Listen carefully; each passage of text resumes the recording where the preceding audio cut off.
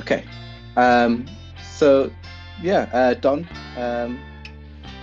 welcome. Um, I suppose it'd be good just to start with you telling us a bit about yourself. Sure. I'll just say I know I'm just meeting Lachman for the first time video. We've talked a few times, but I've seen a few articles that Arthur has written. Really, really impressed. Really enjoyed them. I try to encourage him to write more and do more podcasting. This is really, really important stuff. Let's see. The quick story. I'm like probably two or three times as old as you guys. So I'm in my mid 70s. Yeah.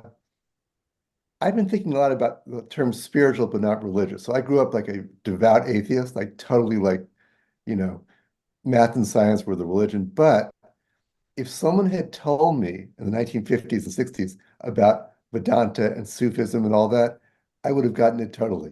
I thought religion was the big guy in the sky who was, psychopath killing all the people he didn't like. Mhm. And let's see. My wife is Jan. She's telling me not to go too much into the really wild, deep stuff right away. So I was a musician, Okay. professional composer, pianist through the 70s and 80s in New York City. I knew I wanted to go do something with psychology and spirituality as far ago as 1970. Did my doctoral program, did clinical psychology. And the other major thing is I've been involved with Sri Aurobindo. Sri Aurobindo, Mm. for people watching and don't know, he was actually the leader of the Indian independence movement before Gandhi, but then he kind Mm. of retired to be a full-time yogi. And Jan and I have been involved with his work for 50 years. We spent 5 years from 2000 to 2005 writing a book on the yogic psychology of his work.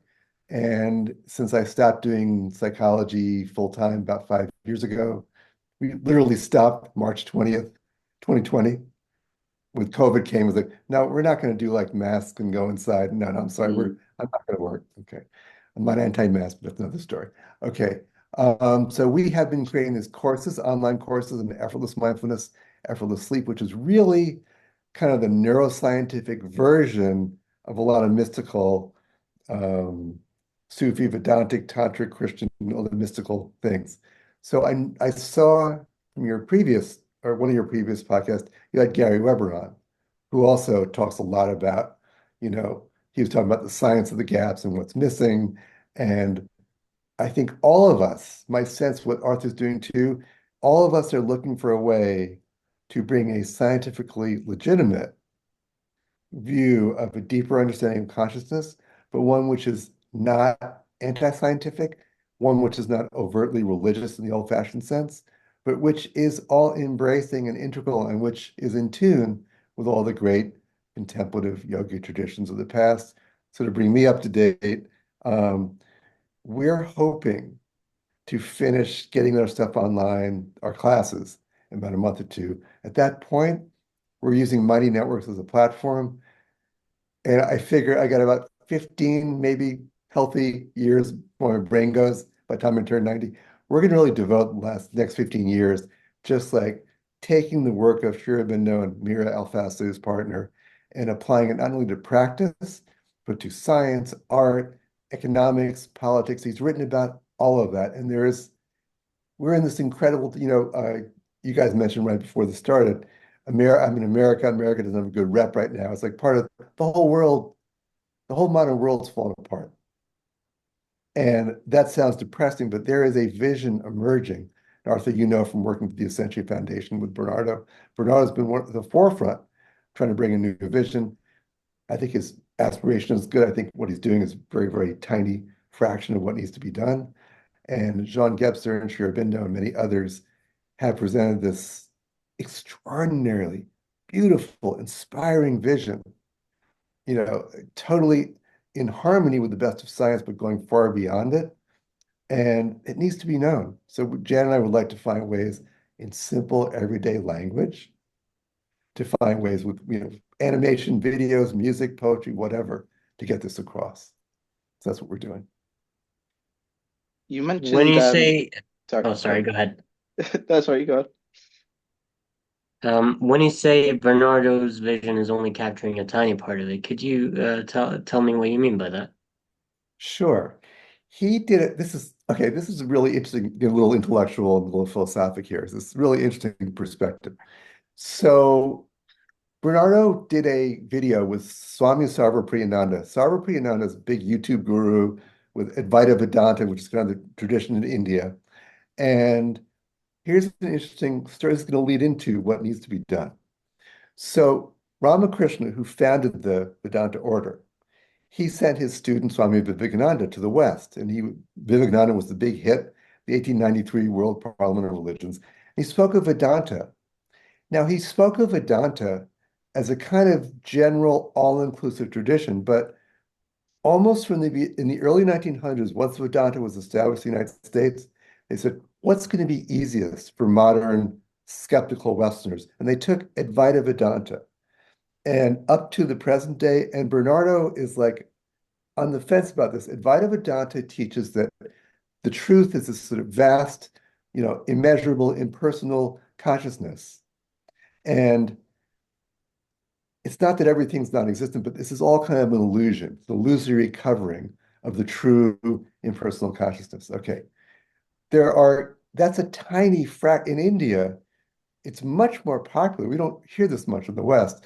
The Tantric and other Vedantic systems say, no, this that you see this display is a real manifestation. It's real, meaningful, and rich and dynamic. And at some point, Bernardo was like laughing with Swami Privananda, saying, "Oh, none of this ever really happened. It's all kind of illusion."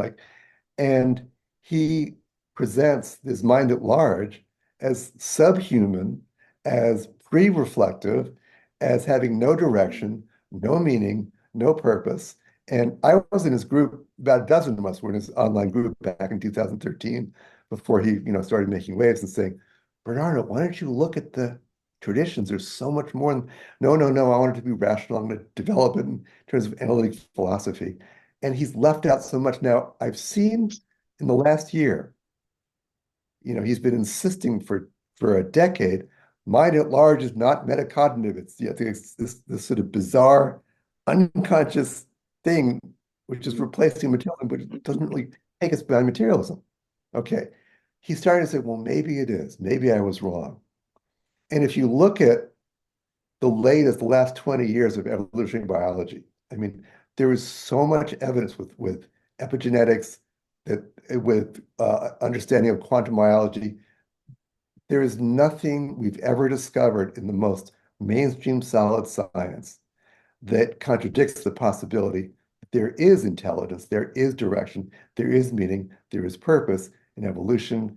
And some of the great quantum cosmologists, like Andre Linde, he's a professor at Stanford, are saying we cannot understand the material physical universe except the idea that there's an observer, not the physicist. This is not the old idea of, oh, there's an observer making everything. There's some kind of consciousness required for the universe even to be. Okay, so if you have consciousness and you have intelligence, you have direction, then Bernardo has to say there's something missing in what he's saying. That this is not only metacognitive, it's supracognitive. If there is an intelligence, that makes sense. If there is an intelligence, this is a hypothetical. If there is an intelligence that orders the stars, that is the foundation of the so-called laws of physics. I mean, I may have a contemplative experience, a genuine one, of recognizing oneness with the universe, with the conscious universe. I know that I'm not at the point, at least, maybe Jesus and Buddha and Krishna were. I'm not the one holding the stars in place. Whatever that intelligence is, you two may be a lot smarter than me, but I can tell you Don Salmon's intelligence is not enough to hold the sun in place. I speak this with great humility, you know. So that's why I have a problem with Bernardo. It's like if he starts to see this intelligence, which he's acknowledging is there, has to be not only metacognitive, but supracognitive, and the word of Jesus, the NOU, the new of Plotinus and the Greeks, the Mahat of the Indian philosophy, I don't know the term in Sufism, but I know it's very similar. In Judaism, it's in between the Ein Sof, the absolute, and the world, and Kabbalah. It's universal. It's been seen. Rita in the Vedic ages. Um, and you've got so many of the best scientists who are working on this. I'm sorry, I'm giving a super long answer to your It's good. question. Yeah. Let That's me all right. stop Go there. ahead. So can I just finish that thought? Yeah. Yeah, go for it. Okay. There's a group, I've been in touch with them for a number of years. They're centered at the division of I'll say it slowly so people, my New Jersey accent, I tend to mumble. Okay. The Division of Perceptual Studies at the University of Virginia. Ed Kelly has organized this group, started with 14 people at Esalen in 1999. It's Esalen in California, started by Michael Murphy, a disciple of Sri Aurobindo. Okay, they were meeting and they came out in 2007 with Irreducible Mind. And they collected an amazing amount of research on parapsychology, mind-body research, mysticism, genius, near-death experiences, and more. And I wrote them and said, this is great. You got to put Sri Aurobindo in. Right? And about 8 years later, they wrote me saying, we were planning to, we got this guy as a scholar on Whitehead process philosophy, Mhm. Albert Noss Whitehead. Okay. And I said, I knew the guy, Eric, this guy, Eric. I said, I wrote to him and said, Eric, put Sri Aurobindo in. He ended up writing a chapter that is the last chapter in the book. The next book was Beyond Physicalism. Yeah. This is like light years beyond anything Bernardo's ever dreamed of. It's a collection of like 12 or 13 physicists, philosophers, biologists, neuroscientists, really, really good writers. And what they're doing is they're bringing together, they're saying, we need a new philosophy. They know about Bernardo, they're saying that's not enough.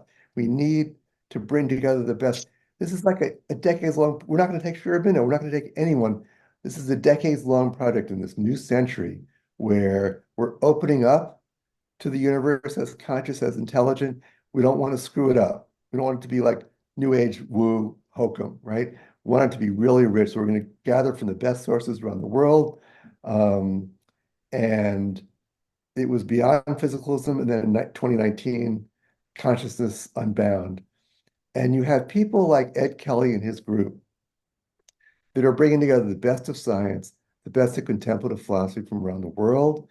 They're bringing in an evolutionary view, which is not linear and simplistic, but one which is multidimensional. And most important, it's exciting. It's like saying when this world's coming apart and everyone is depression is like 45% of the human, population, that there's something real, something hopeful and something real, not bullshit, not a new cult, not a new belief system. It's like something that the wisest scientists and wisest philosophers and artists and, folks like us here, whatever we can contribute, we can contribute to this, all of us. It's not going to be the elite anymore. Like all of us have something to contribute. That's amazing to me. I agree, yeah. I mean, I think there's a an intrinsic power to just trusting your own experiences and saying that this actually does mean what it tells you, if you see what I Right. mean. I always find it odd how there's this kind of outsourcing of truth to um, science, but when people say science, it's very unclear what they mean. I mean, it seems Mhm. to be just these sort of kind of nebulous institutions rather than the scientific method, which obviously the scientific method is very solid. But when people just say, you know, your experience is invalid because science proves it, it's very unclear what they're talking about, and Mhm. that Mhm. it's just an outsourcing of truth to another institution, much like happened with the Catholic Church. When you'd have a, a a doctrine that everyone had to live their life by, but it was written in Latin, a language that the vast majority of people couldn't understand, Mhm. in any sense. So it has that kind of feeling to it. I think with Bernardo, I mean, I have a lot of respect for the project, but I do sometimes feel it's kind of simulacra of um, spirituality rather than Mhm. kind of genuine spirituality. It's a kind of uh, Amazon next day delivery spirituality, really. And but one thing that interested me is something you said at the start, which was that you were interested in the phrase spiritual but not religious, because that's an interest. I find that phrase interesting as well. So I was wondering if you could expand on that a little bit. Let me, before I answer, because I've been thinking about this a lot, I came across a Substack by this professor of ethics, Liz Bucar, Bucar, and she's been sort of promoting the general academic view of it, which you can't have one without the other. And she doesn't give a really, she's been avoiding giving any kind of clear indication of what she means by either. So let me ask both of you. And No. I studied 2 years with Llewellyn Vaughan Lee, who studied with Irina Tweedy, a British woman, who studied with Bai Sahib. He was a Sufi in North India. So I kind of had that Sufi background. And Arthur, I just like a cliche, you're in Britain, religion's kind of like, often, what does religion mean to you? Well, I mean, I was brought up, without going to church, and my parents were not. They never really spoke about religion. They weren't particularly hardcore atheists, or they just had a respect for religion, but it was just never really a part of my life. Yeah. Right. So I would say, like take we I was in this Llewellyn's in the Naqshbandi order of Sufis, which goes back about the 10th century, I think in Turkey or Persia, I'm not sure which. And they're very much called the silent Sufis, which is interesting because you would never, their ideal is if you go into the marketplace, you would have no idea they're a Sufi. So they don't do any religious rituals, so you wouldn't know their religion. And they're one of the order of Sufis to say, we were around before Islam. We happened to flourish in countries where Islam was prominent, but we're not religious. So, however, many Sufis do, and very much they're part of Islamic rituals. Um, so that's kind of both, right? Today, I often in the United States, people will say you should be in touch with your religion. Okay. What's your well, they mean Christian, okay? Or my family background's a mixture of Christian and Jewish. So, okay, I grew up in a family. I think both my parents were so traumatized by anti-Semitism. My father moved from Cuba to Atlanta in 1931, which is the most anti-Semitic city in the country. My mother lived in Scarsdale. She was very popular as a young girl. When she got to junior high school, the girl's mother said, "Don't play with a Jewish girl," and the boy's mother said, "Don't date a Jewish girl." So they became outcasts as they were entering their teens. So we grew up Unitarian, which is like a, pardon my language, bullshit religion. It's like if you want to be nice and raise your kids in a church in the 50s, bring them to a Unitarian church. And by the time I was 11, I said, my God, this is so boring. Please don't make me go to this anymore. So I grew up an atheist with no religion. So what religion am I supposed to do? And they'll say, well, if I adopt Hinduism or Sufism, whatever, I'm like cultural appropriating, but like I don't have a religion. So what do I do? All right. So I'll tell you what happened to me and how that relates to my view of spiritual but not religious. Okay. I was 17, taking a year off from high school. I was studying music full time. And I took a break one day. It was May 1970, and I read a book. And there was a line in the book. It was about the people doing acid. And the guy said, these guys doing acid was like, they were looking for something almost like religious. And he said, but religion was never about belief and dogma. The founders came to give people an experience. I saw that word in the book, and I'd never heard of this before. No one ever says to me, I put the book down, I look like, oh my God, the wall, the floor, my body, everything's God. I look out the window and see trees and birds. I was like, how could I have lived 17 years and no one told me this before? It was so obvious. And I'm walking around like, I want to say, don't you see this? Don't you see why are you wasting your time in churches, you know? Would you say that was an intellectual No, realization, or did you actually feel it it? was like I felt so obviously that was all there was. Yeah. It was like really, really clear. Um, yeah, so it's like, do I need a religion? Okay, now Arthur, you said something before, which I want to caution. This is like potentially the value of religion. We need to trust our experience. Okay, I would say probably Reverend Moon and Osho and Deepak Chopra and a few of the other people I consider cultists have had experiences. Also, as a psychologist, I worked in psychiatric institutions where people, oh yes, I really am from the CIA. I'm here to, take you in. Okay. Mm. So yeah, you're right. It's like science invalidates. It says, my experience of blue, well, blue's not real. No, but I'm experiencing something here. Okay. Or I'm experiencing a sense of beauty. Well, yeah, that's just a brain. In that sense, it's bullshit of science to invalidate your experience. But we also have the value of religion potentially is if it has a genuine lineage of awakened contemplatives over thousands of years, as I mean, I think the Sufis I studied with, I trusted them. I think to some extent, Yogananda was a bit of a showman, but I studied with a disciple of Paramahansa Yogananda, and that lineage, at least Roy Eugene Davis seemed legit. So yeah, I think that for the most part, there's very little of organized religion today that has a genuine lineage. Having said that, I have a friend in town, Kimberly, who has got trained at the Shambhala Buddhist Center in Colorado under Chogyam Trungpa. She's been teaching for years. She found a Christian church near where she lives, which she loves, been there for 2 years. And for her, it provides and she comes from a lineage, she has a deep contemplative practice. She needs that for her, she not needs, she finds it very nourishing to have this tradition, right? Um, and I think we're in an era. I'm sorry, I'm giving super long answers. Anyway, I'm excited to be here, so I'll finish this quickly.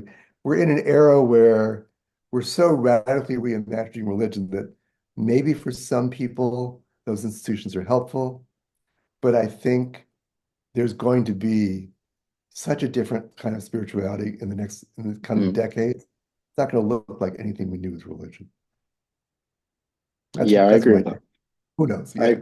yeah, I agree with that. I think because I actually just wrote a piece about this that I haven't posted yet, but um because there's a lot of criticism of people saying that they're spiritual but not religious, Right. which I understand because it does have a kind of bourgeois kind of decadence to it. I understand that, Absolutely. but Yeah.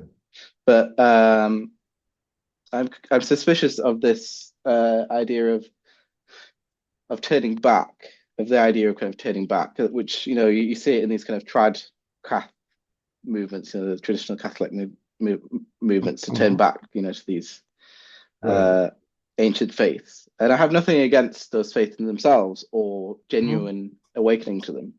But, for example, I saw an article about people moving to Eastern Orthodoxy in the US. Right. And, and obviously it's an amazing faith. It's got an incredible mystical tradition. But the reason that people are actually doing it there seems to be primarily driven by these kind of these sort of, I suppose you'd call them alt-right, or the kind of Mhm. hyper-masculine um, Right. cultural trends. Right. Right. And there's a priest who lifts weights and Yeah. Yeah. uh, listens while playing, I've met them. Yeah. yeah, Yeah. and blasting heavy metal music, and he has these lists of the most manly activities, the least manly activities, and all this kind of stuff. And I suppose my feeling is that you can't really turn back. That I suppose there's in Hegel you have this idea that um, people in the past their attitudes were based on uh, normative statuses or principles Mhm. that were kind of just part of the cosmos, and they were just you shared that foundation with everyone, but your attitudes were derived from them. So you had to kind of obey them or follow your destiny. You see that in a classic example of that would be Bhagavad Gita. He Mhm. is being told to just serve his role within the cosmic his cosmic destiny, which means having to fight against his own friends and cousins and all that. And there's something very attractive about that. But the problem is that we now live in an age where we see these statuses, these morals, as being based on our attitudes.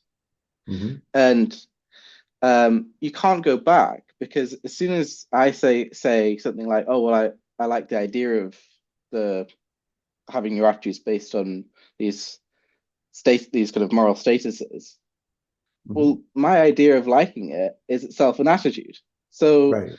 so Right. the so you can't go back because it's just another iteration of your attitudes determining your moral statuses, and that's Right. what I find so kind of suspicious about so much of this kind of stuff on online, particularly, Right. Which is goes that back to why we can't go back to the old religious ways. exactly, yeah, Yeah, exactly. I yeah. think I want to ask, oh, basically in Oroville in South India, there's a lot of Europeans, but in the United States, it's like Americans and Indians. A lot of people from India would come over just for celebrations, and now there's so many more people moving here. So I'm often in groups with people who grew up in the United States, but grew up with Hindu symbols.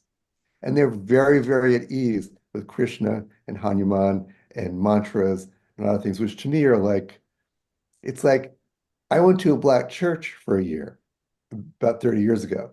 The choir in the black church, they had won the award for best gospel choir in the country. It's like if you had 50 women, 50 people could sing as well as Otis Redding and Aretha Franklin. That's a pretty amazing choir, right?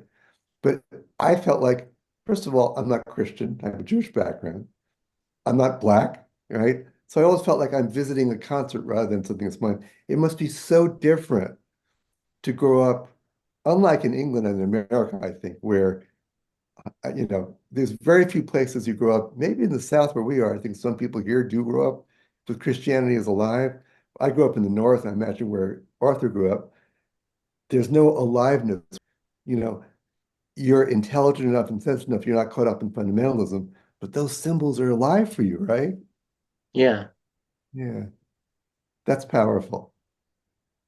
And I think that's important to bring into this conversation of what's coming, because I think that's true for billions of people around the planet, that those symbols, they've conflicted with some of modern ways of seeing things, but they're radiant and alive. And if we can revivify them for those people who connect to them, that's great. Yeah. Now, you asked me if Raman, you asked me if that experience in 1970 was intellectual. No, it was concrete. Now, I'll tell you a few more like that. And this is where it gets into how rigidly we assume cultures and people can relate to these or not. So, it's a big thing nowadays about cultural appropriation. So can I, as a, white guy, Jewish guy, can I take Islamic traditions or Indian traditions? But who am I? So in 1970, when I had that, I also had a vision of what I'd be doing in my life. And I knew I was doing music full time. I was off to music school. I somehow just knew in that moment, one day I would work on integrating psychology, spirituality, and science. I looked at mostly Indian. I looked at Sufism, some Christian mysticism, Ramana Maharshi, Ramakrishna, and in '75 I found Sri Aurobindo. I remember reading a book about him, and still remember the sixth chapter, second page. I look at it and go like, I've studied this before. I had no doubt in it, and I didn't know much about rain. I didn't. And later, we went to the Bay. I remember Jan and I were walking along the Bay of Bengal in South India near the Sri Aurobindo ashram in 2001. We both said, "We've been here before. This looks so familiar. So and I remember also reading, I fell in love with the Bhagavad Gita. I went to the second largest occult bookstore in the world on New Year's Day, 1975, saw this book, went home, the commentary on the Gita. I read the whole thing, went back to page one, read the whole thing. It's still one of my favorite books. It's a commentary on the Gita. And I remember I just so loved Krishna. I was telling my friend yesterday, I said, Jesus, I don't see him laughing. I don't see him being mischievous. I mean, Krishna made love to 1,000 gopis at the same time, appearing to them in their ideal form. Like, Jesus, I don't see Jesus doing that. Um, and my other favorite story, I love this. There's a story where Krishna was a little baby and it was a rainy day, he's stuffing mud in his mouth. His mother was like, Krishna, Krishna, stop, Krishna, stop. And she runs out and he's laughing at her, just laughing, laughing. She's getting madder and madder. And she goes up to him, he opens his mouth, she looks at him, and she sees the whole universe.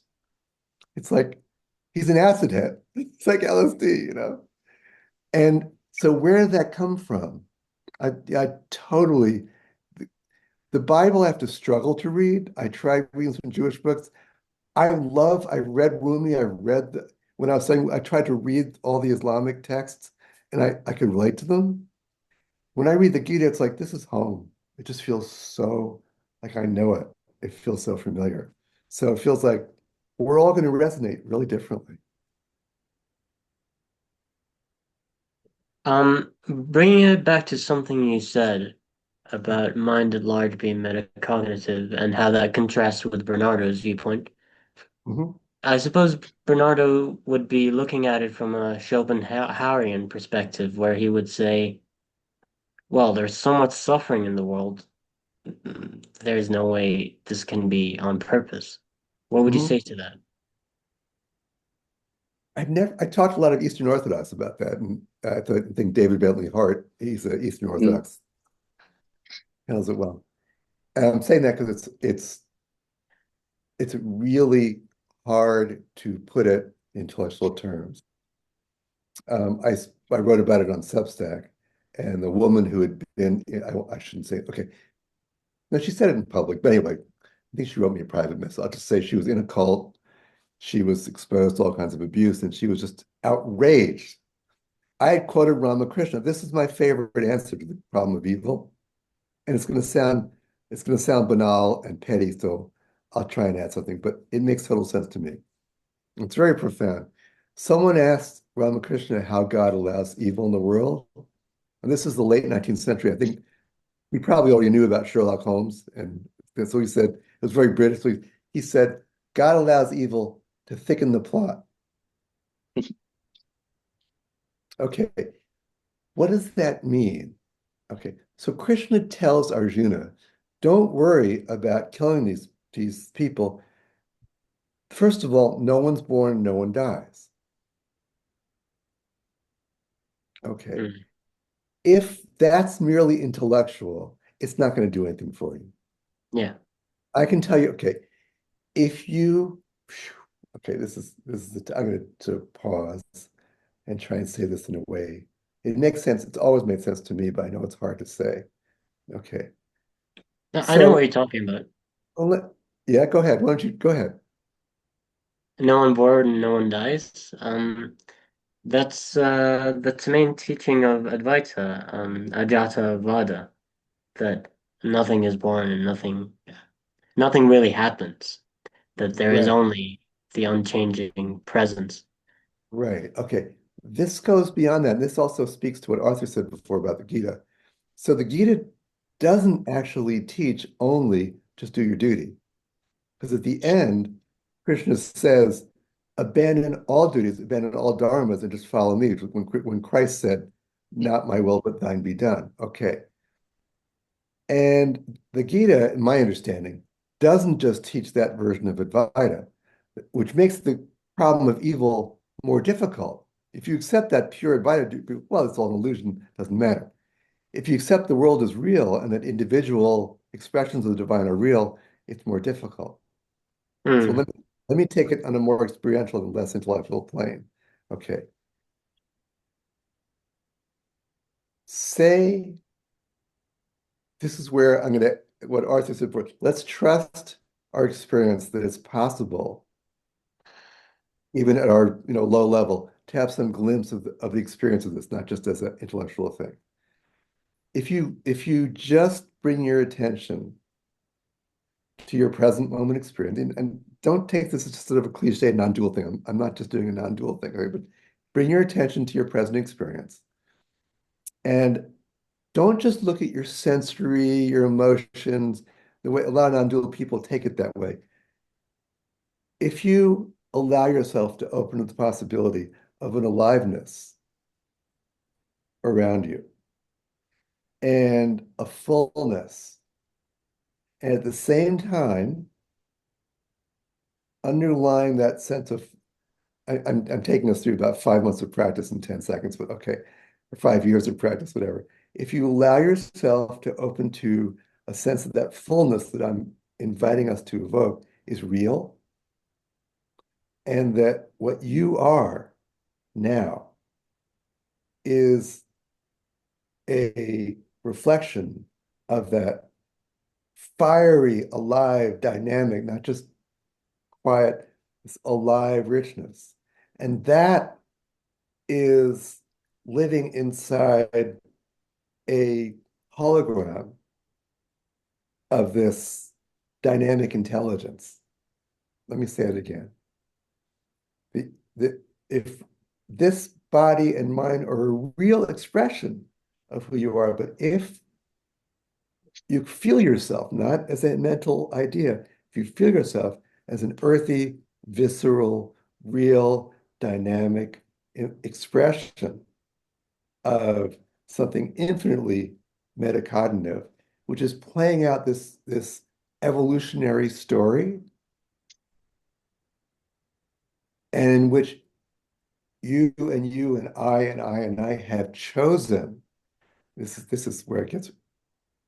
I already hear the objections. I'll just say it right now. I have chosen to enter into the story. It's different. Let me meet the objection first. There's a poem by the Vietnamese Zen master Thich Nhat Hanh, and this is what always comes up when people talk about what about abuse and what about trauma. Now, I did my doctoral internship at a veterans hospital where everyone I worked with had been in Vietnam, Iraq, whatever, and witnessed death and destruction, seeing their best buddy blown to bits next to them. I did disability evaluation, where you evaluate people for disability compensation. Out of 2,000, at least 500 were women or men who've been brutally, brutally abused and beaten. And I would say to them, they were mostly fundamentalists. And I would say things like, they'd be crying, I'd be crying, we'd be sitting there, weeping. And I always told them we never talked about the events. I was there to help them assess them for disability, but I had to find out what they were feeling, and they were usually broken. And I'd say, you grew up in church. Oh yeah, I grew up in church. And I'd say, well, where's Jesus? They'd say, well, he's up in heaven at the right hand of the Father. I said, no, no, no. Where is he now? Well, I said, isn't he present? Yeah. Is he in your heart? Can you accept that? I'm like doing my best Southern minister thing, right? And they sort of get quiet and they start to smile. And they start sort of crying tears of joy. And they'd always say, why didn't anyone tell me this growing up? So if that joy, whether it's Jesus or the beloved, the friend, as they say in Sufism, or Krishna or whatever, is present always, then suffering and evil takes on a whole different meaning. Let me give one more example. The Dalai Lama's personal physician was captured by the Chinese in the late 50s. And they wanted to film him saying, I renounce Buddhism. And they subjected him to horrible torture every day. After 3 years, he was examined by a team of psychiatrists. His body was broken. They could not find any symptoms of post-traumatic stress. He spent every day saying prayers of compassion because he recognized that because of the torture they were inflicting, they would suffer. Now, this was not until you don't do this intellectually and not have symptoms of PTSD. This was real. And they examined him, right? On a much lower scale, I had pretty severe dental pain. The dentist couldn't fix for about a year or two, on and off, in the early 90s. I did my dissertation on that. And I explored myself first. I then treated people. I had about 500 sessions working with pain. And what I found was this is goes to the same question of how you deal with evil, that one night I'd run out of medication. I was like lying on the floor thinking, do I spend $4,000 to go to the ER? Do I, what's going to happen? And I remembered something I read about meditation and pain. So I sat there and said, I'm going to be with the pain. And I noticed that if my attention couldn't meet it 100%, the pain became neutral. And if I stayed with that, this blew my mind. I'd read about this, but never experienced it. If I stayed with it, it would start becoming blissful. And so what Ramakrishna was saying when he said to thicken the plot, to make it seem as if we're further and further from God, that pain is coming up to show us that we can learn to meet it, like the Dalai Lama's physician did, or like in a tiny way I did with the dental pain, that it's possible at any moment. At Thich Nhat Hanh, when he wrote, there were pirates who were raping young girls in the late 60s. They captured Vietnamese girls and would then throw them to their death. I'm sorry, we should have a trigger warning on the start of this video. I told a story like this about 4 months ago in a yoga class and got in trouble for it because I didn't prepare people enough. But anyway, I'm sorry, it's too late. So he wrote a poem saying, I am the girl who was raped and thrown off the ship, and I am the pirate who raped her. I am both. Okay, and Raman, you asked really the basic question you asked at the beginning said, was that intellectual what I was talking about or experience?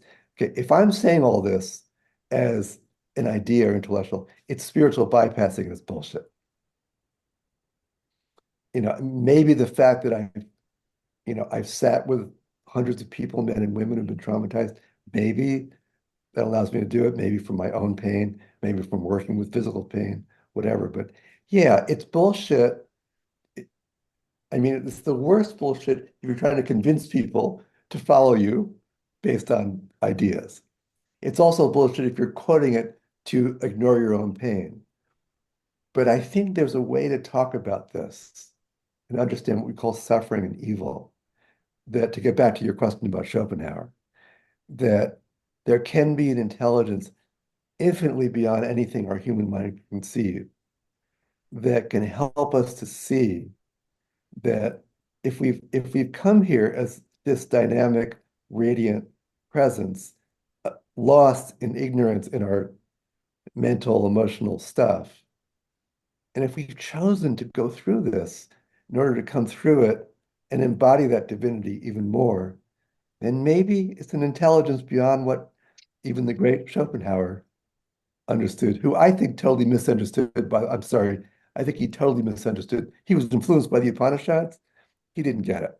He's not the best one, I think, that's part of my objection to Bernardo. Like, and David Hart said, oh my God, Schopenhauer, the worst of the German. I'm sorry. So I'm not crazy. I'm sorry. I'm not crazy about Schopenhauer, but I've also had no philosophic training, so I may just be an idiot. So I don't know. I, yeah, I mean, I like Schopenhauer's pessimism to some degree because I suppose Right. I have a certain degree of that. I very much like a lot of Gnostic texts, but a lot of Gnostic texts. The Yeah, right, right. yeah. But I think one of the ways that I like to interpret the idea of the demiurge in Gnosticism is not as evil, but as this kind of as just a bit like us, really, like, a bit like the gods in Greek mythology or something like that, where they're just they're vain and easy to annoy and they have this I think the demiurge is a kind of um it's just is full of hubris and I think all those kind of things um I think it's seeing it like that and kind of sympathizing with the demiurge rather than seeing it as just this kind of evil being. Mhm. Don't you Um, think they've incarnated as our world leaders to help us through this? Exactly, yeah. That's Modi and Putin and Yeah, Trump are they are these embodied gods who exactly. are Yeah, here to bring suffering to help us out. yeah, I like exactly. I like something Ramana Maharshi said about suffering.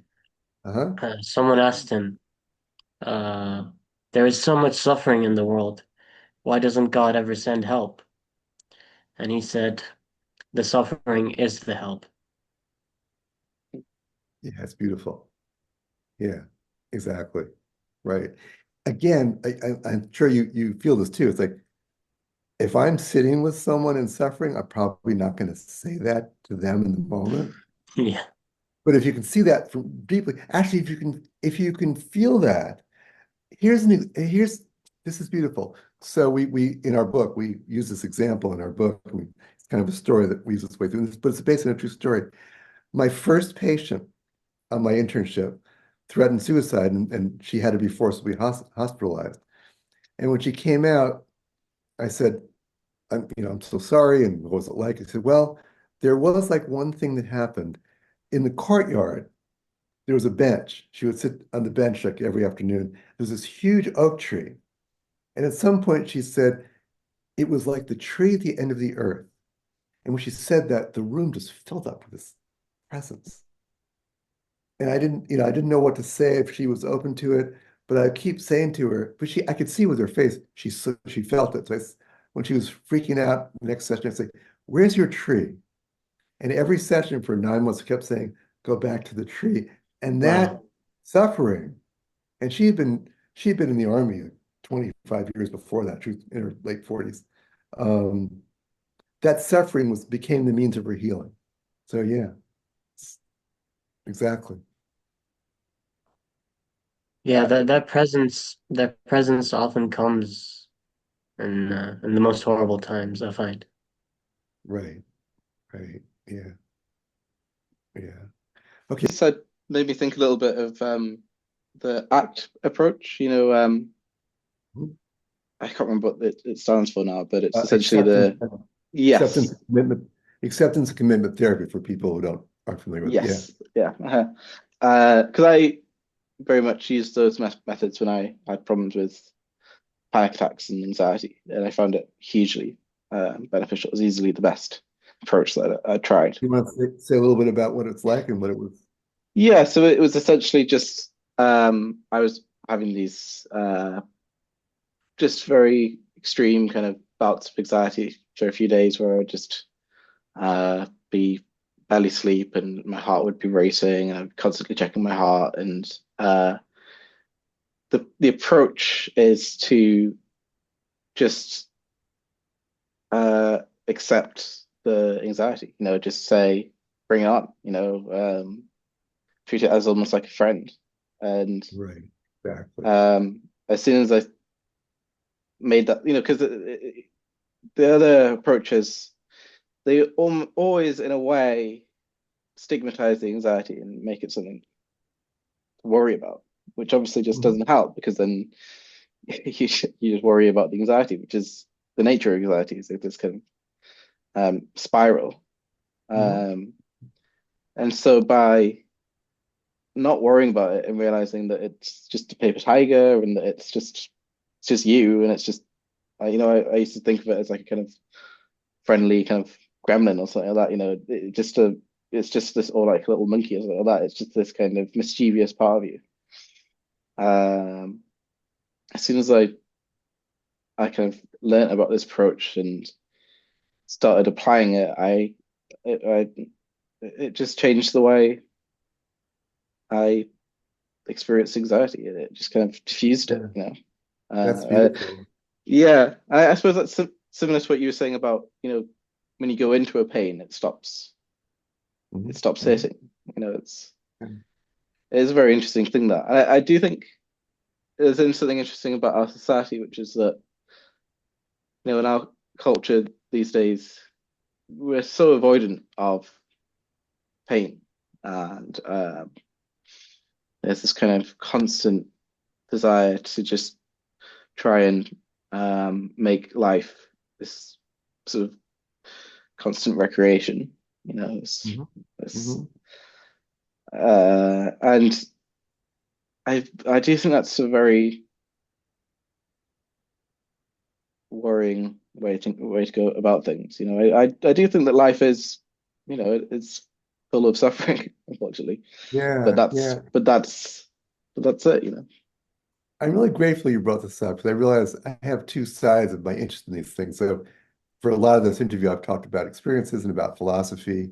And as a psychologist, I love talking about the down to earth, real, down to earth, solid stuff you're talking about. And I think I get I've been complaining to Jan over the years, like, oh, we're doing these courses. I want to talk about Sri Aurobindo. And Jan keeps saying, no, like the course we're doing on mindfulness and even more on sleep. It's like there's a billion people on the planet right now who are struggling to sleep. And they don't want to hear about Sri Aurobindo and about the new era and about, ontological problems with Schopenhauer. Like, damn it, I just want to get to sleep. And so it's really good when you're into this stuff to be reminded. I had a guy I worked with he was the only one taking the course, so I was with him every day. It's online, but for 8 weeks. And his son is into Aurobindo and all this stuff. And he said, I don't know, is this guy when he asked about me, his son recommended me to him. So he said, was this guy into all this weird stuff? No, no, Dad, it's okay. He's like he can pretend to be normal too. So I'm like, I taught him the breathing. I taught him it took him like weeks. And like most people, if I teach them, come to your senses, be present, they kind of get it right away. He's like, I do this whole thing. It's like magic. This is gonna work. And I go like, so yeah, I still feel like shit. So it was great. Like really, really, and he was he retired and kind of gotten unhealthy and didn't want to go out. It's like every day, it's like, go outside for a walk, eat something decent, talk to a friend. It's like, you know, real solid stuff. And at the end, he said he was so grateful I was tough with him. I said, am I too tough with you? He said, no. It's like we need to learn how to eat and enjoy it. We need to learn how to exercise and sleep. We need to live a life that's not just about pursuing pleasure. It's like something you can do to help somebody. Can we live an ethical life? Can we live a responsible life? Then when we talk about, this goes back to what Brahman said is about when we take the traditions, they can guide us in ethical behavior in a way in a society that's so focused on pleasure, we may forget. And so we have these, laws and commandments and guidance, which if we take them at the deepest level, then they're so, does that make sense? Does that represent what you were saying, Rockland? Yeah, Yeah. yeah, yeah, yeah. And let's add one more to ACT. There's another one, IFS, it's internal family systems. And if you, okay, so Don't know that IFS, now. for folks who don't know it, yeah. So this guy back in the 80s noticed that things that people do in family therapy, relationships between parents and kids, this goes on inside us. He began treating people as internal families, but with the same kind of love and acceptance and communication. And it was amazing. And he started to get a sense of a core, he called it self, sort of like Jung, but not quite. And it was very secular and kind of very little theoretical. Well, about 8 years ago, Locke Kelly, and if you know, okay, so Locke Kelly went to Nepal back in the late 70s or early 80s. He learned these basic Buddhist techniques for opening to awareness, and not just boring, non-dual, but also open-hearted awareness. And he teaches like plumbers and housewives and regular people little 15, 20-second practices. Like just what would it be like right now if you had no problem, if you didn't think of anything now as a problem? And What is it now that's looking through, that's seeing, that's aware of the thoughts and feelings and environment and apparent suffering, but not taking it as a problem? Okay. So he met with Schwartz about 8 or 9 years ago and said, your idea of self is great, but it's kind of conceptual. Let's see if we can work together and integrate these awareness practices with, because the awareness practices I teach, they need a kind of psychological dimension. So put them together. And now the acceptance that you experience, Arthur, you're having that acceptance and sense of value and commitment connected to this larger open-hearted awareness. And it's like, this is new. This is like a new way of doing this. This is amazing. And if you combine that, if you have a tradition you're part of where the symbols are alive and they're rich and they have this profound meaning, imagine all that coming together. Hmm. Wow. Pretty amazing stuff.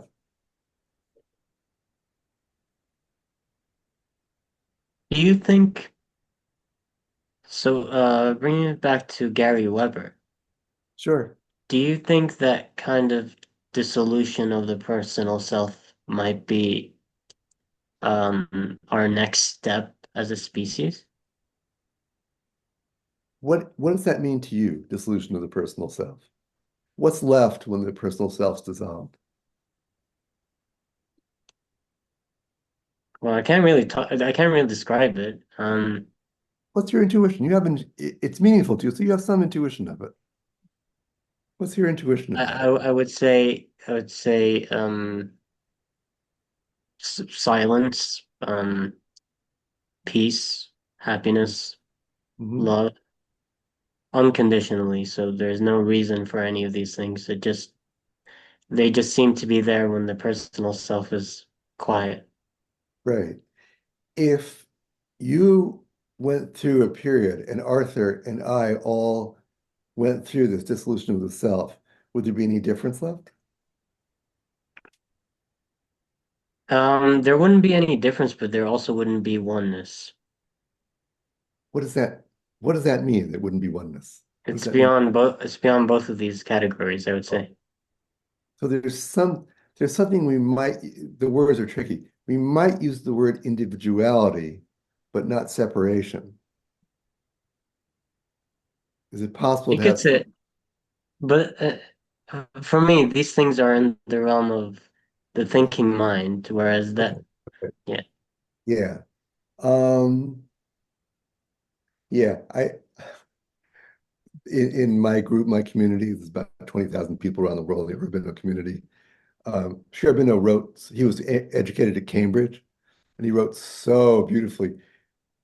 You will find thousands of videos, and I'm one of the ones, I probably annoy everyone in my community about this. Like, you're quoting stuff, you're saying stuff. Forget his words, just say it, and it tends to be very mental. I didn't say that. Don't quote. Cut this part out. I'm sorry. Um, yeah, so I mean, if I leaned over to the intellectual, I'd say, so Sri Aurobindo does teach that there's a real individuality, but like, I can say that. What does that mean? So to answer your question, having said all that, yes, my feeling, my sense has been for years that part of this dissolution of all the modern structures, including science and philosophy and world order and everything, I think it's moving towards something like that. I don't think I don't have any sense, let's say this better. And I think I may have some difference with Gary in terms of how he says it. It may be just conceptual. I don't think so, though. I think as so many of us are exploring what it means to dissolve the ordinary separate self, there are traditions that say there's no difference left.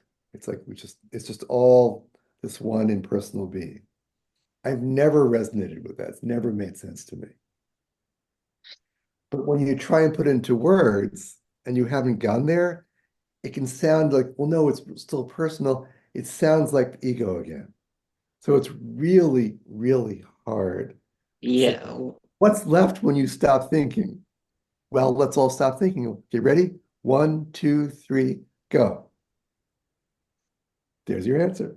No, you know, Yeah, well, I think when you're there, this separateness or oneness or individuality and all of these things, they don't really make any sense anymore. So to call it one or individual, that seems like a misappropriation of the experience.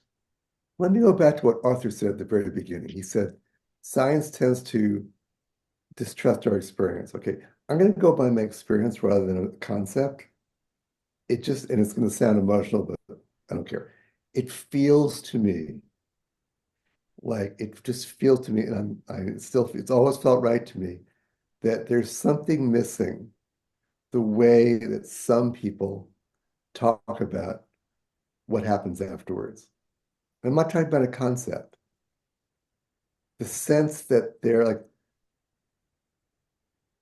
like Bernardo is very, very skeptical. He says, "Oh, we can't say anything about after death." Well, I'm sorry. I've had enough. I've had a couple of verified past life memories of my own, and I've read the research literature. It's like I have no doubt that's real. Okay. So when there was an 8-year-old boy in Burma in the 1930s who he was taken at the age of 4. He actually said to his parents, "I want you to take me to my monastery." He just suddenly had this memory, right? Now, this is a family that never heard Pali, Pali, the original language of the Buddhist scriptures, right? None of them could read.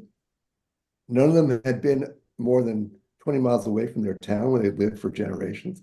And he gave them directions to take him to a monastery. When he went there, he greeted the abbot by name. They took him through, he read, this 4-year-old, literate family, he read texts in the original Pali, commented on them. He greeted all the members and he said he took the present abbot of the monastery out on a boat on a lake and said, "This is your name before you became a monk, like 40 years ago."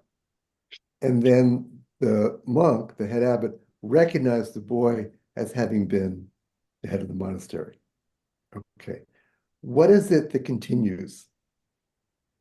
There's a there's a dissolution of the ordinary self.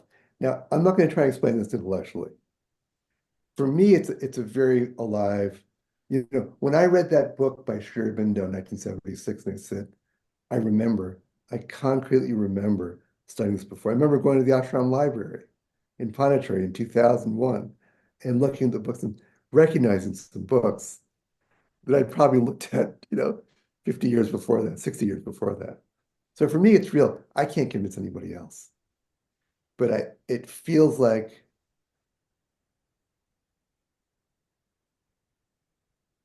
again, going back to Arthur said about, I'm looking at trees. I have the Blue Ridge Mountains outside. I'm looking at the mountains and the trees. It's like this beauty, this aliveness, its richness, this incredible meaningfulness, which is not mental. This to me is real. It's a real expression of the divine. I love the symbol of the Divine Mother. It's in our community. So she is all of this and all of that.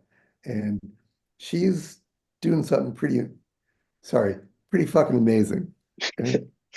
And I I'm just happy to kind of I can do the intellectual stuff and we can talk about theories of, but like I can leave that and say, yeah, I'm sorry. She's doing something amazing. I get the question of evil. I don't, I've never, I told you I work with people traumatized. I've never gotten in my bones why it's a problem because I feel her everywhere. If she's everywhere feeling this and doing all this, I don't feel it as, I get mentally why people feel like it's so horrible because we've gotten the idea so much. Even those of us who studied non-duality, you study Ramana Maharshi for 50 years, and still there's a subconscious idea that, well, God's like separate. And you cannot solve the problem of evil if God's separate. If she is playing, I mean, if you feel her energy vibrating in everything and everywhere, where's the problem? I'm sorry, for people watching this and people hearing this, it must sound terribly glib and bullshit and spiritual bypassing. I'm sharing what I feel. I may be crazy. I don't have any, no one pays me money for this. I don't have any cult. I don't have any group. I have no followers. I don't want any followers. So I'm not saying this to get anyone to believe me. I'm old. I'm going to be around 15 more years. No one's going to, put me on a pedestal. That's great. I just tell you, yeah, you got me saying this. Like, yeah, if she's like vibrating everywhere, it's like, I don't think she has a problem with it. I It's, think we're talking about maybe two different domains of knowledge. So yeah. one domain of knowledge is the philosophical question, oh, Mhm. how is there evil? How would that make sense with a loving God? But the Yeah, other domain of knowledge is just being and feeling that directly. And that's a totally different thing. It's a space where that question doesn't even arise at all. It can't. beautifully said. Yeah, that's it. You said it so much better, so much more succinctly than I did. Very well said. So that's kind of it. You mentioned like near-death experiences a bit. You touched on it a little bit there, and Oh, near you death, know, yeah. yeah. And I suppose one of the things that because I very much believe in the veracity of near-death experiences, and Hmm. very much believe that that it's not just the end. But one of the things that I'm slightly skeptical of is this idea that when you die, you're just given this kind of perfect whole truth. Oh, And yeah. I think, and I think one of the things that comes of that is that this, people will say, well, because they think it's that way, Hmm. which, I just don't think there is any perfect whole truth anyway. I think Hmm. it's always going to be, there's always going to be perspective. There is no view from nowhere. But because people think of it that way, they think, well, how can there be a self? Because the self doesn't exist. But to me, the self is, I do think the self is a construct. I think there's a lot of constructs in our lives, but they're very powerful constructs, and Hmm. I don't think they or anything mental supervenes on the physical anyway. So Hmm. I would have no problem with the idea that it continues after we've died. Maybe not forever, maybe just for a small period, or maybe for a long period. I don't know. But it's just I I don't I very much respect the kind of non-dual idea of complete dissolution and the idea that really these things are just constructs. But um, I don't think that the constructs are kind of not to be taken seriously anyway. I think they are to be taken seriously still. I think the idea of the self is still to be taken seriously. I think it's perfectly plausible that they aren't just a kind of cultural artifact. They have Hmm. some kind of more ontological significance to that, even if they're not fundamental. Right, right. What was I saying to you? I was saying this to someone last night. I say, what we should do is like, we should like, take some solution, die, and then come back and we can report on what happens. Okay. You guys, I know it's over an hour. I can close. You just made me think of a story that relates to Mm, what you're saying. Okay, so this may round it out. True story. So it's 1989. It's my first wife at the time. We were living in no 1990. Yeah, 1990. I was in Georgia. I was doing my master's in psychology, and we had gone a few weeks before to see my favorite relative, my Aunt Betty, who'd been living in England. She was living in London with her English boyfriend, Reginald Dunstan III, in America. Like, oh God, that's such a great British name. He had been uh, a newspaper editor since the Depression and got himself through, never graduated high school, but anyway, loved Gilbert and Sullivan. She hated it, but like American, right? Anyway, so we went to she was like 70. She had been smoking 3 packs a day for years, didn't care, just fun-loving person, loved her. We went to see her, took us to the opera. Santa Fe Opera was a big thing then. And she was a total atheist, hated anything with religion. Just she loved music and art, but hated religion. So a couple weeks later, Liz and I went to see the movie Ghost. Kind of a silly, sentimental movie. The boyfriend dies, but he gets back in touch with his girlfriend and they communicate and they have this wonderful thing and we're all crying at the end. So we got back home and we're sitting on the roof and so let's wait a bit before we go back inside. And we started to feel Betty's presence. Both of us said, Betty's here. And there was no reason why we should have thought of her that we just thought, Betty is here. So we're sitting there and we're remembering Betty and how wonderful it was to see her. And Liz goes in the house and she comes back out and her face is like, oh my God, Betty's daughter just called. Betty just died a few hours before. And we were thinking, Betty did not know anyone in her life who was into this stuff. And this just could be imagination, but I was thinking, I could see Betty kind of in this sort of like passageway saying, I better check with Don and Liz because I don't know what the hell's happening, but I can't believe they were right. I always thought this was bullshit. I better check with them. What the hell is going on? Anyway, it That's may a have great been story. happening, but the timing, it was like nothing gave us a clue at that moment. Like, oh my God, she's here. Anyway, do see the movie. It's really silly and corny, but it's really fun. It's a fun movie. Thank you for that. That was a really interesting chat. Yeah, yeah. Thank you. Thank you so much. I Yeah, really enjoyed this, and I'll see you guys on Substack and online, and maybe do this again sometime. yeah, that was great. Thank you. Yeah, had a lot of fun. You were Yeah. very kind with your time, and thank you so much. Oh, sure. Okay. Take care. Thank you. Bye-bye.